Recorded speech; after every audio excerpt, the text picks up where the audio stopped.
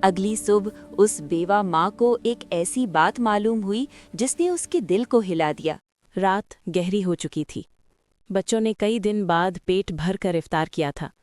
ان کے چہروں پر سکون تھا، مگر ماں کی آنکھوں میں سوال ابھی بھی باقی تھا۔ وہ خاموشی سے دروازے کے پاس بیٹھی تھی۔ ہوا آہستہ آہستہ چل رہی تھی۔ گلی میں لالٹینوں کی روشنی مدھم ہو رہی تھی۔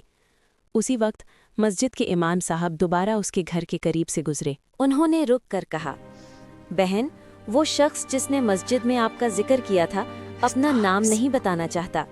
ماں کی آنکھوں میں حیرت اور بھی گہری ہو گئی۔ وہ کہتا تھا، اگر کبھی وہ ماں دعا میں ہاتھ اٹھائے تو بس میرے لیے بھی دعا کر دینا۔ یہ سن کر اس کے ہونٹ کانپنے لگے۔ وہ فوراً اندر گئی، چٹائی پر سجدے میں گر گئی۔ یا اللہ، جس نے میرے بچوں کے لیے رزق بھیجا اس کے گھر کو بھی کبھی خالی نہ کرنا۔ اس کی آواز رند گئی۔ اسی لمحے اس کے بڑے بیٹے نے آ کر آہستہ سے کہا، امی، کیا اللہ ہمیں جانتا ہے؟ وہ مسکرا دی، بیٹا، اللہ اپنے بندوں کو کبھی نہیں بھولتا۔ اگلے دن محلے میں بات پھیل گئی۔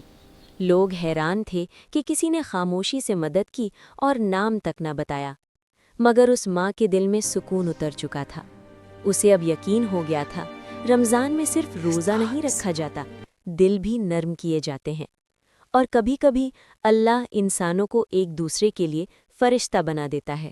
وہ مددگار آج بھی گمنام تھا، مگر اس کی نیکی آسمان پر لکھی جا چکی تھی۔